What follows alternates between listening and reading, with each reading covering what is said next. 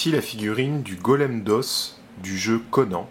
C'est une figurine en exclusivité Kickstarter qui était comprise dans les stretch goals. Je ne crois pas qu'il y ait encore de scénario la mettant en scène. En tout cas de scénario officiel. Mais là, bon, j'avais envie de la peindre, ça traînait sur les étagères dans la tonne de figurines à peindre. Et j'ai eu envie de la faire voilà, vite fait. Donc ça a été, c'est très rapide, disons, à peu près... en fait, il y a eu plusieurs étapes de travail, il y avait beaucoup de temps de séchage entre les étapes. Mais les étapes elles-mêmes étaient très rapides, disons, en condensé, ça a dû prendre une trentaine de minutes à faire, hein, c'est-à-dire c'était quand même très simple. Donc je pars d'une sous-couche blanche sur laquelle j'ai passé un lavis, donc c'est de la Wash Valero Rust avec du noir pour avoir un truc plus sombre, donc j'ai passé partout, intégralement. Une fois que ça c'était bien sec, j'ai fait un brossage intégral en Ushapti Bones. J'ai réassombri quelques creux très importants avec du vert. Donc c'était un Green Skin Forest. Ou Forest Green, enfin quelque chose comme ça. Toujours chez Valero.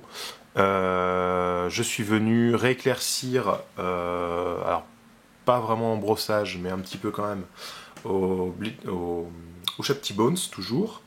Et ensuite au blanc. Pour les yeux, j'ai mis une goutte de Warlord Purple, toujours de chez Valero, à l'intérieur des orbites en dépassant légèrement. Et ensuite, je suis venu mettre un point blanc au milieu de l'orbite pour avoir comme ça un petit effet luminescent. Et ensuite, toutes les parties qui sont normalement en racines, etc., en fait, je me suis dit, j'avais envie de les faire comme des muscles, des tendons, du sang, des choses comme ça, toutes les parties un peu sanglantes en fait d'un corps, qui serait ce qui maintient les os du golem en place et qui permet de le tenir en vie. Donc en fait, j'ai peint toutes ces parties-là avec du Tamiya X27. Mélangé avec du noir dans un premier temps hein, pour bien avoir quelque chose d'assez profond, très dilué pour que ça aille vraiment dans les creux. Voilà, j'ai repassé après, une fois que c'était sec, j'ai repassé vraiment du noir pur dans les creux. Et après j'ai remis du Tamiya X27 en 2 ou 3 couches un peu partout pour avoir ce côté sanguinolent. Voilà. Le socle, je mets, c'est du Agrellan Earthland de Games Workshop pour faire les petits grains, donc très dilué, donc comme ça il n'y a pas... si on peut voir un peu mieux le socle. Comme ça, c'est pas uniforme en fait, hein, y a des petits grains à certains endroits. Et ensuite, c'est brossé avec du beige, du gris, et il y a des lavis vert, marron rougeâtre et bleuté. Voilà. Et le bord de socle en noir.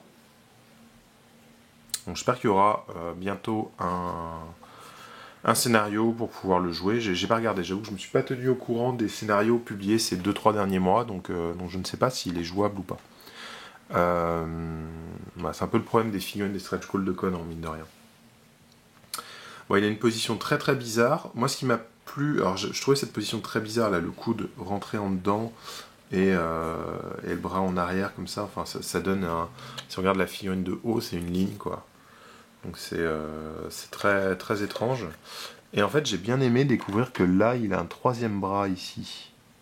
Voilà, qui part de l'épaule et qui tient le... En fait, c'est son bras gauche, enfin c'est un bras gauche qui tient son genou droit. Alors pareil, c'est pas pratique pour courir cette pose. Hein. Enfin voilà, je l'ai resoclé aussi sur un socle de 40, parce que comme ça me sert de proxy pour d'autres jeux. Et voilà.